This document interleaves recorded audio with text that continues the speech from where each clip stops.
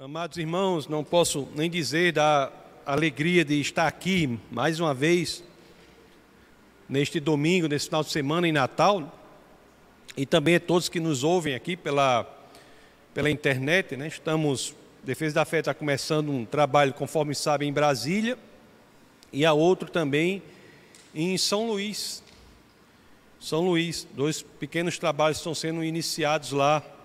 E muitos outros lugares também as pessoas ouvem o Defesa da Fé, e é uma alegria ter a oportunidade de servir ao ministério neste momento, compartilhando da palavra do Senhor. A mensagem de hoje é simples, porém bastante poderosa. A mensagem de hoje reúne em si a simplicidade e, se entendida e vivida, traz um poder imenso. Nós sabemos, meus queridos, que viver não é fácil, né? Viver é como navegar o tempo, como se fosse um barco navegando o tempo, mas conforme todos nós sabemos, no oceano da vida há muitas correntezas. Por vezes, até quando nós menos esperamos, nós nos vemos no meio da tempestade. É verdade, nessa vida há sim problemas, há muitas dificuldades, desafios, e grandes desafios, eu até poderia dizer, mas uma coisa nós não podemos negar, né? Tudo isso tem um poder que às vezes é devastador na nossa alma. Não é por acaso que depressão e ansiedade são cada vez mais conhecidas como doenças que exercem um papel central no nosso século. São as maiores inimigas da tranquilidade da alma, inimigas da tão sonhada quietude do coração. As pessoas lutam com isso e muitas pessoas vivem de uma maneira parecida como as borboletas voam, né? De um lado para o outro, sem nunca saberem o que é uma linha reta. Mas o que é esta inquietude da alma? O que é que as Escrituras nos dizem sobre isso? Será que isso é normal viver assim? Será que é normal viver com o coração tão cheio de perturbações, de inquietudes? O que é isso? O que é que as Escrituras nos dizem sobre isso? Uma coisa que as Escrituras nos dizem sobre este estado de inquietude, que não devemos nos esquecer, é que ele não é aquilo que foi planejado por Deus. Ele é uma doença da alma. Então, é importante que nós sempre nos façamos essa pergunta: como está o nosso coração? Será que nós nos examinamos a nós mesmos?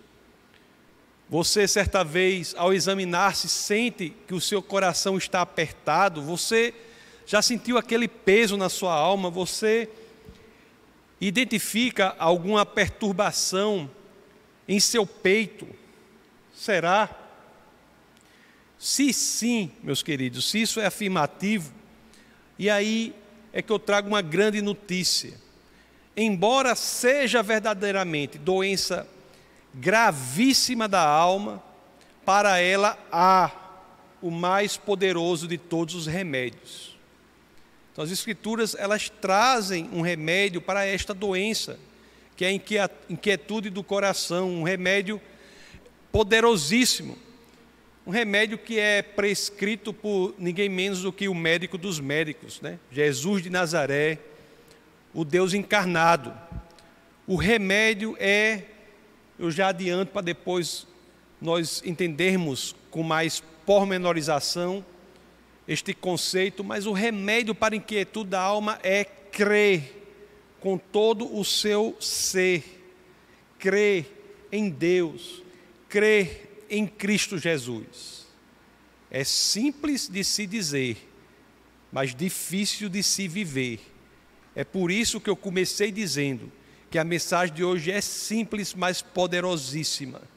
Se nós conseguirmos mudar do âmbito do nosso entendimento para o âmbito do nosso coração a ideia de que a crença em Jesus é o remédio para os turbilhões de nossa alma, as perturbações de nosso coração, as inquietudes que nos assolam.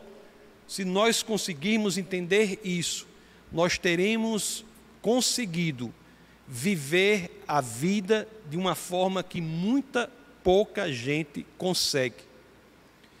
O texto base de hoje, ele, conforme sabemos, estamos nos debruçando sobre o Evangelho de São João e sobre a passagem da última ceia. E o texto base de hoje entra num ponto aí que já houve ali alguns momentos importantes. Jesus já havia dito aos discípulos que seria traído, né? Judas Iscariotes já havia saído da sala. Jesus de Nazaré havia dito já que apenas estaria com os discípulos por um pouco mais de tempo. Jesus já havia dito a Pedro, inclusive, que ele o negaria 3 vezes. Ali, e isso nos impressiona, Jesus, na iminência da grande agonia, porque passaria do grande sofrimento na cruz, ele, conforme leremos no texto base, ele se coloca a si mesmo em segundo plano e identifica nos discípulos que há um problema, uma inquietude no coração deles. Jesus identifica naqueles 11 discípulos que remanesciam, os discípulos fiéis, identifica que há neles uma perturbação no coração, a ansiedade quanto ao peso da vida, o desespero quanto ao futuro. Mas não só isso, conforme leremos aqui no texto base, é isso que deve nos servir para a nossa vida prática. Jesus oferece o remédio, e o remédio, repito, é o seguinte: crer verdadeiramente em Deus, crer genuinamente em Cristo, colocar a nossa confiança no Senhor. E aqui eu lhes peço licença para reiterar isto com que comecei falando e já falei mais uma vez também. É fácil de se dizer, mas difícil de se viver. A crença genuína no Senhor tem que caminhar àquela distância que é pequena, mas é a distância mais importante que todos nós temos de percorrer, que é a distância que separa o cérebro do coração. Tem de inundar o nosso coração, sair das nossas capacidades cognoscitivas, do nosso entendimento e inundar o nosso ser por completo, fazer parte do nosso coração. Então, dito isso, é que eu pedirei a vocês que, claro, assim querendo, abram as Escrituras naquele que é o primeiro verso do texto base do nosso bate-papo de hoje, que é o Evangelho de São João, no capítulo 14, no verso 1. Vamos ver o que as Escrituras nos dizem. João 14, 1. Não se perturbe o coração de vocês. Creiam em Deus, creiam também em mim. Amados irmãos, se você entender genuinamente o que está sendo dito aí, você concordará comigo. Que verdade transformadora.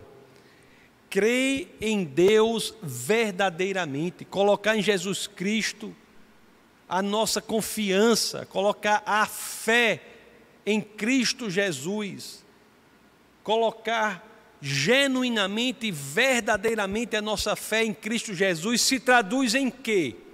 Em remédio para a inquietude do nosso coração. Então, se estamos passando por grandes problemas, se esta é a sua realidade, você que está aqui ou que nos ouve, né, que todos passamos em algum momento, eu já lhes garanto, essa é a realidade de cada um aqui. Mas se você está neste momento passando por grandes problemas, então pergunte-se a si mesmo, em que eu tenho verdadeiramente colocado a minha fé? Na dificuldade, nas intempéries, nas vicissitudes, em que verdadeiramente eu tenho depositado a minha fé? Eu nem peço que você traduza isso em palavras, porque é algo tão íntimo que você deve buscar nos lugares mais obscuros, nos labirintos mais obscuros da sua psique. Busque em você mesmo e mantenha lá, mas seja sincero consigo mesmo. Em que temos colocado a nossa fé? Em que temos buscado verdadeiramente a paz de que tanto precisamos? Em que? Em que temos feito isso? Em que rocha eu tenho me segurado para sair das correntezas das dificuldades? Em que? O que eu tenho buscado? O que eu tenho priorizado? A minha própria inteligência? O meu próprio esforço? Será que a sua segurança está nos seus recursos? A sua segurança está primeiramente nas vacinas? Em que? Em que você tem colocado a sua confiança? Veja quão belas são as palavras até de cântico, que são reveladas aqui ao profeta Isaías. Vamos ler Isaías 26, do verso 2 ao 4. Vamos ver que palavras belíssimas de cântico são essas, que devemos nos inspirar nela, para que possamos ajustar nossa conduta para viver a vida que Jesus quer que vivamos aqui. Olhe como dizem as Escrituras, Isaías 26, verso 2. Abram as portas para que entre a nação justa, a nação que se mantém fiel. Tu, Senhor, guardarás em perfeita paz aquele cujo propósito está firme, porque em ti confia. Confiem para sempre no Senhor, pois o Senhor, somente o Senhor, é a rocha eterna. Amados irmãos, isso é poderosíssimo. Não deixe que as palavras percam o poder que elas têm, o conteúdo que elas têm, se tornem como frascos de conteúdo vazio com rótulos apenas. As palavras têm que trazer o conteúdo que elas carregam. Entendam isso, levem isso ao coração. Será que nós podemos aqui verdadeiramente decidir viver isso em nossa vida? Será que podemos? Quando os problemas vêm, e eu repito, para todos os que estão aqui nos ouvem, problemas sim, vêm. As Escrituras não nos garantem da primeira capa à última que problemas não haverá. Mas quando eles vêm, o que nós fazemos? Para onde nós focamos o nosso olhar? O que é a nossa natureza imediata? O que fazemos imediatamente quando nos deparamos com problemas muito grandes? O que fazemos? Nós focamos o nosso olhar no problema ou nós focamos o nosso olhar no Senhor? Exige aprendizado nosso, meu também. É difícil para mim também. É difícil para mim também. Mas as Escrituras nos ensinam assim. Pedro andou sobre as águas quando focava no Senhor. Logo que mudou o foco para as ondas, para o vento e para a tempestade, ele começou a afundar. Não é que ondas, ventos e tempestades não existam. Eles não devem ser negados, eles existem verdadeiramente. É outra coisa, é que a crença em Deus, a crença genuína, a fé verdadeira em Cristo Jesus, o foco no Deus encarnado, ele nos faz ter a paz perfeita, como disse o cântico, em meio às tempestades. É isso. Nós sabemos que a fé em Deus, o foco em Cristo Jesus é o que nos faz andar sobre as águas, independentemente de quão devastadora seja a tempestade. Será que nós temos feito isso verdadeiramente? Creia, e depois de crer, então, creia mais, e aí faz sabe o quê?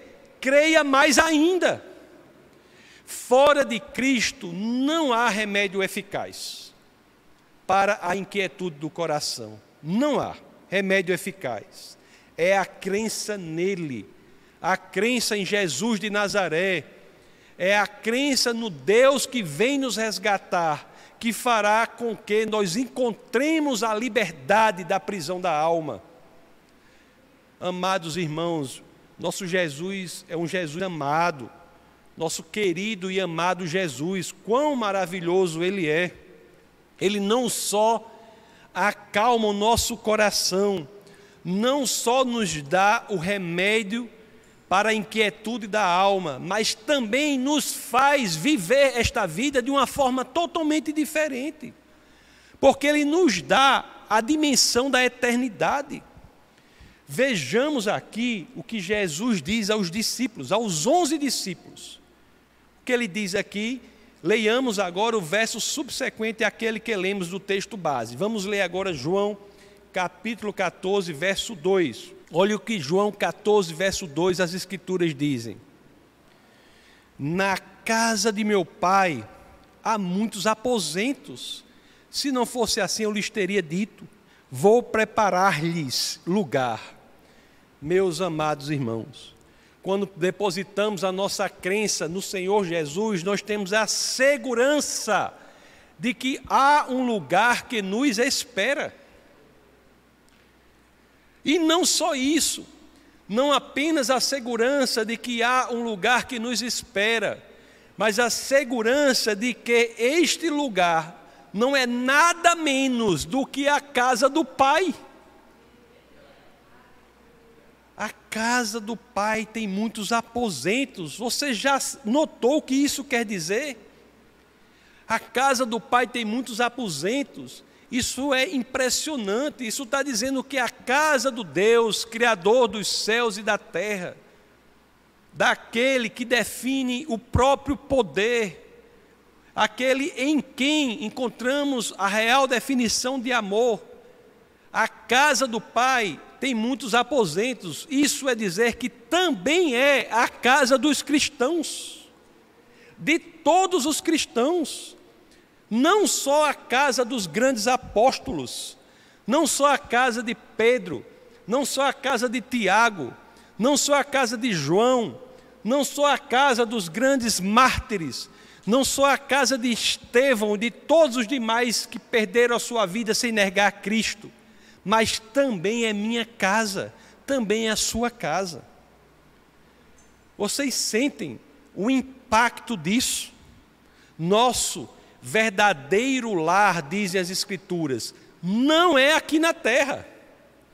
Nosso verdadeiro lar é na casa do Pai. Isso é impressionante, não há segurança maior do que esta.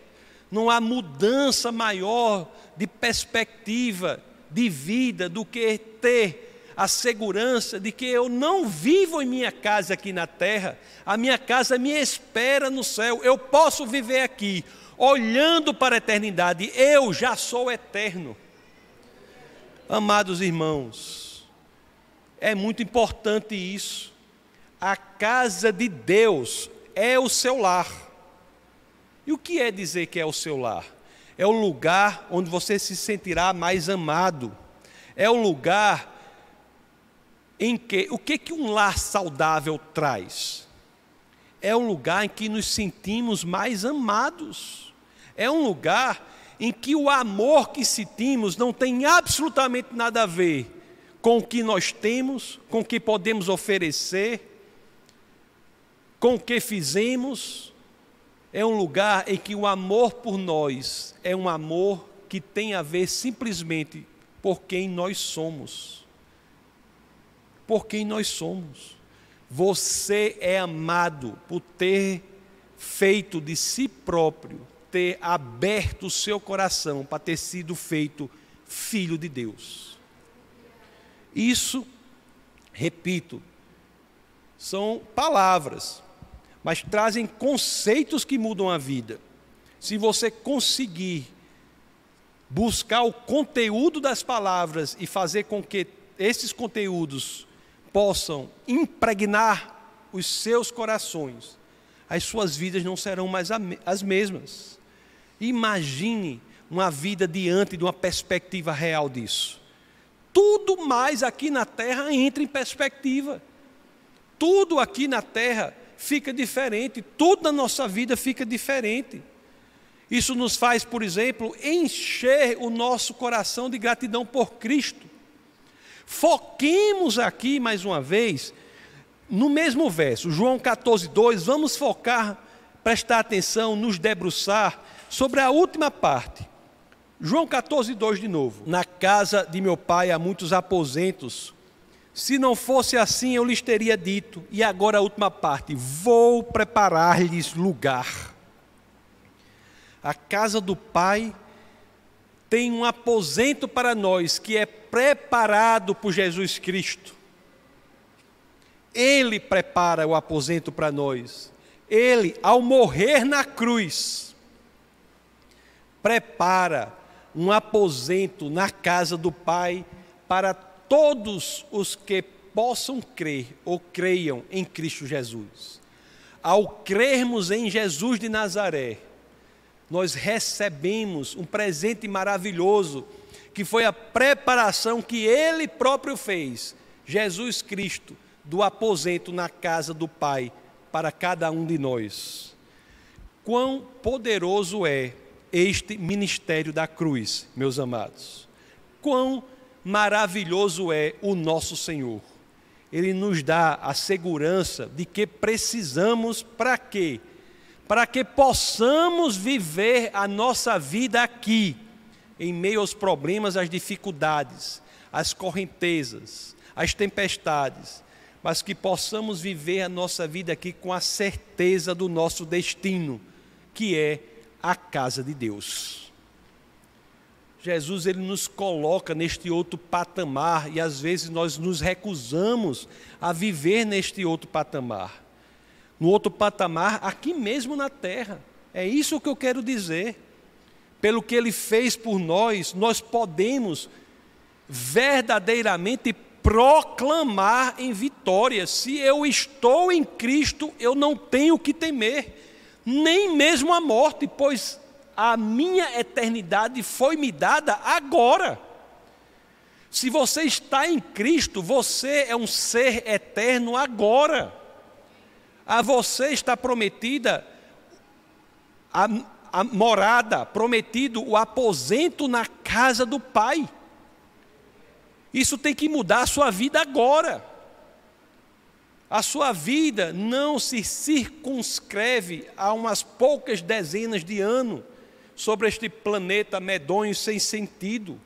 Lhe é garantida uma morada no verdadeiro lar, que é a casa do Pai. E tudo isso tem de fazer com que a nossa vida mude agora. Leiamos agora os 2 últimos versos do texto base de hoje, que é João 14, vamos ler os versos 3 e 4. Assim dizem as Escrituras: E se eu for e lhes preparar lugar, voltarei e os levarei para mim, para que vocês estejam onde eu estiver. Vocês conhecem o caminho para onde eu vou.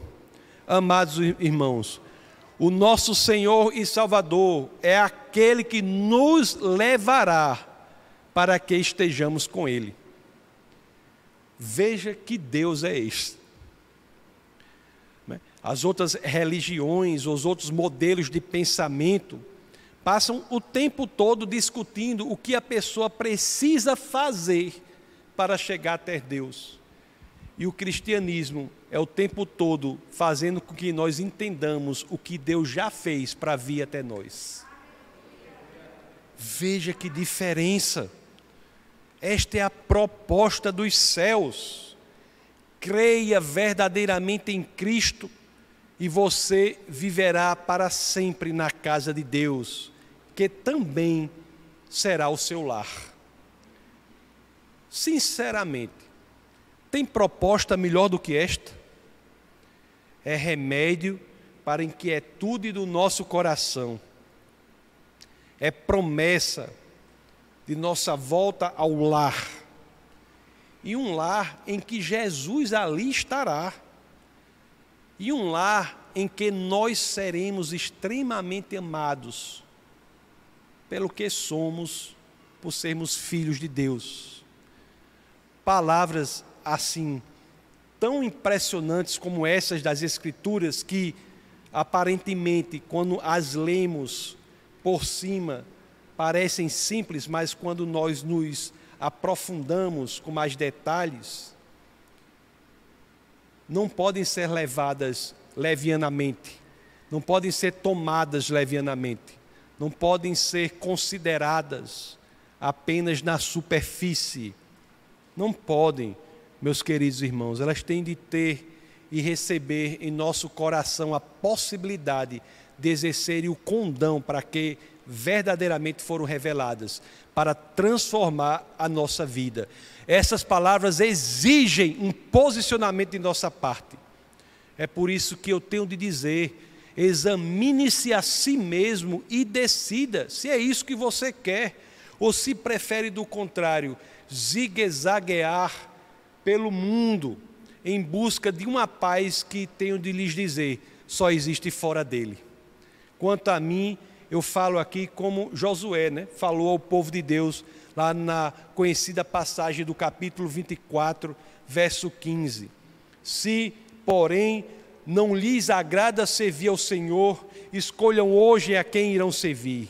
Se aos deuses que os seus antepassados serviram além do Eufrates, ou aos deuses dos amorreus, em cuja terra vocês estão vivendo, mas eu e minha família serviremos ao Senhor. Amados irmãos, o convite da parte de Deus ainda está disponível.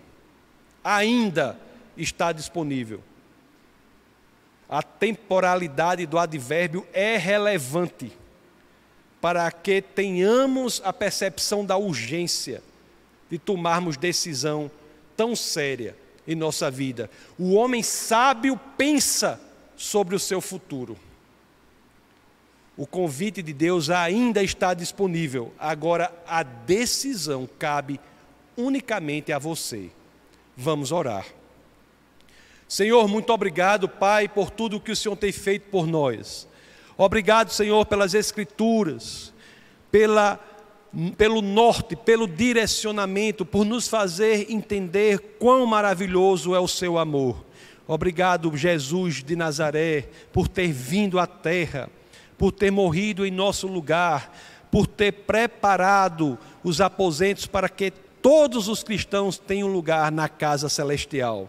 Obrigado, Pai, por nos fazer essa promessa para que, confiando nela, nós tenhamos uma postura diferente durante o tempo aqui na terra.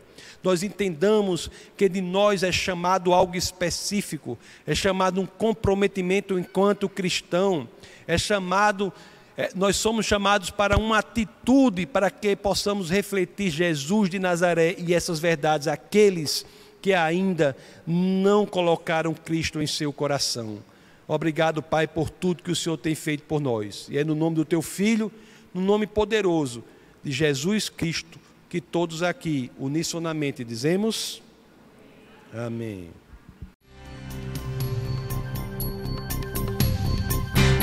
Essa foi uma produção do Ministério Internacional Defesa da Fé, um ministério comprometido em amar as pessoas, abraçar a verdade e glorificar a Deus. Para saber mais sobre o que fazemos, acesse defesadafé.org.